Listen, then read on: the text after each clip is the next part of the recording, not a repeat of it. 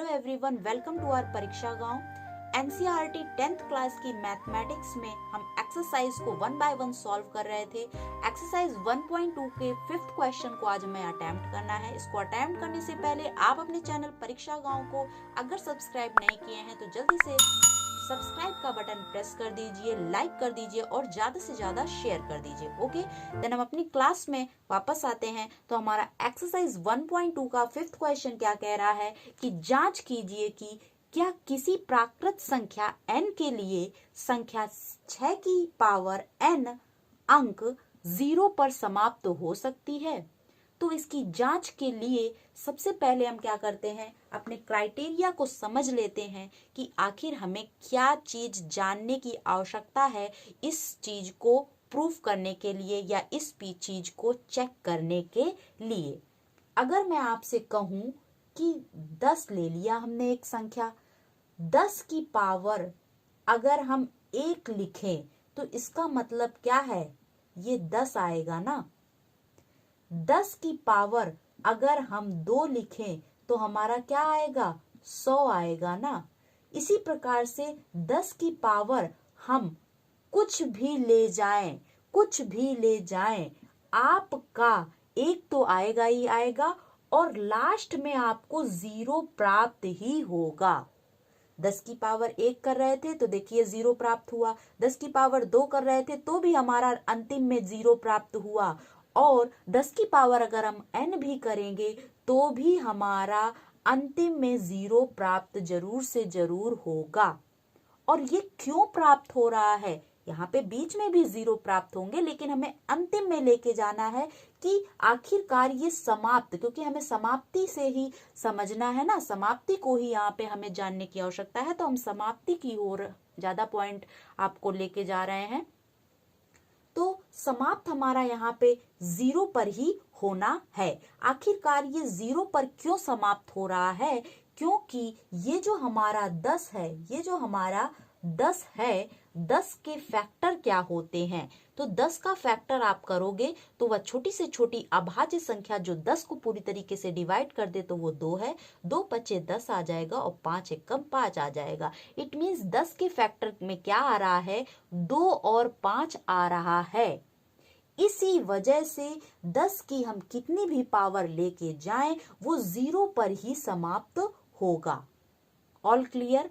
तो यह हम कह सकते हैं कि यदि किसी संख्या का फैक्टर करें, इट मीन्स उनका अभाज्य गुणनखंड करें और उसमें 2 और 5 सम्मिलित हो तो उसकी किसी भी पावर n के लिए उसके अंतिम अंक 0 ही आएगा। ठीक है ना। एग्जाम्पल के लिए हमने आपको 10 बता दिया। इसी प्रकार से आप कोई भी संख्या ले लो जिसमें 2 और 5 दोनों आते हो। जैसे कि हम क्या ले सकते हैं, जैसे कि हमने 30 ले लिया, हमने क्या ले लिया, 30 ले लिया। अब इसकी आप कोई भी पावर n ले लो। अगर 1 ले रहे हैं, अगर हम 30 की पावर 1 ले रहे हैं तो हमारा क्या आ जाएगा, 30 आ जाएगा। 30 की पावर 2 ले रहे हैं तो हमारा कितना आ जाएगा, 900 आ जाएगा। मतलब 30 की कितनी भी पावर ले लेंगे हमारा अंतिम में जो संख्या आएगी वो 0 ही आएगी। यहाँ पे देखिए 0 आई, यहाँ पे भी 0 आई, यहाँ पे भी 0 आई। क्यों 0 आई, क्योंकि 30 के फैक्टर में 5 और 2 दोनों ही सम्मिलित हैं। यदि ये इनमें से एक ही सम्मिलित हुआ, अगर इनके फैक्टर में अगर 5 ही केवल सम्मिलित होता तो अंतिम में 0 ना आता।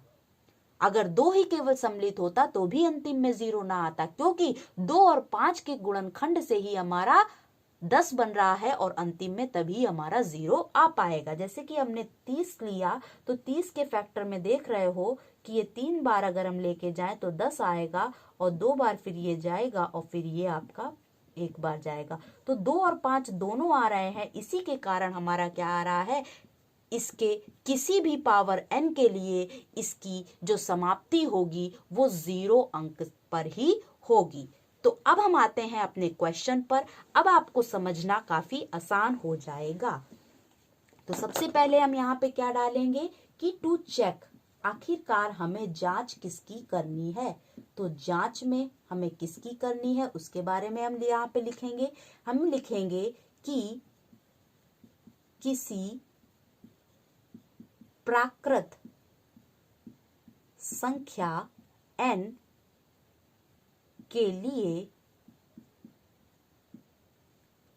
6 की पावर n अंक 0 पर समाप्त हो सकता है या नहीं हो सकता है, इसकी हमें क्या करना है, जांच करनी है। तो अब हम क्या करेंगे, यहाँ पे चेकिंग। अब हम इसकी क्या करेंगे, यहाँ पर जांच करेंगे। जांच करने के लिए अभी हमने बताया जिस अंक में 2 और 5 दोनों सम्मिलित होंगे, इट मीन्स जिनके अभाज्य गुणनखंड में 2 और 5 दोनों आएंगे, उसकी समाप्ति जो होगी किसी भी n पावर के लिए वो 0 ही होगी। तो यहाँ पे हमारा नंबर जो दिया गया है वो 6 की पावर n दिया गया है। इसी की हमें जांच करनी है कि क्या ये 0 पर समाप्त होगा या नहीं होगा। n कोई भी हम प्राकृत संख्या ले लें तो उसके n की किसी एक संख्या के लिए क्या ये 0 पर समाप्त होगा? एग्जैक्टली नहीं होगा ये कभी भी 0 पर समाप्त, क्योंकि हमारे जो 6 का अभाज्य गुणनखंड आता है उसमें 2 और 5 नहीं आता है। इसमें कौन सी छोटी अभाज्य संख्या है जो 6 को पूरी तरीके से विभाजित कर दे, तो वो है 2। 2 3 6 हो जाएगा और 3 1 3 आ जाएगा। इट मीन्स 6 के जो प्राइम फैक्टर्स हैं, इट मीन्स अभाज्य गुणनखंडन है, उसमें 2 और 3 ही आ रहा है। यहाँ पर 5 की कोई भी जगह नहीं है और 5 की कोई भी जगह ना होने के कारण क्या हो रहा है, 6 की किसी भी पावर n के लिए इसकी 0 पर समाप्ति नहीं होगी। इसकी 0 पर समाप्ति नहीं होगी। ऑल क्लियर हुआ?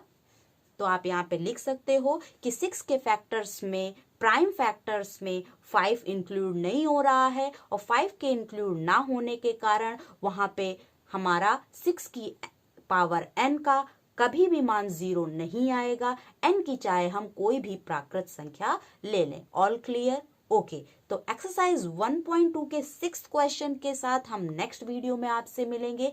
आज के लिए इतना ही। अगर आपको हमारा पढ़ाने का तरीका पसंद आए तो ज्यादा से ज्यादा शेयर करिएगा और सब्सक्राइब का बटन जरूर प्रेस कर दीजिएगा। Okay, thank you.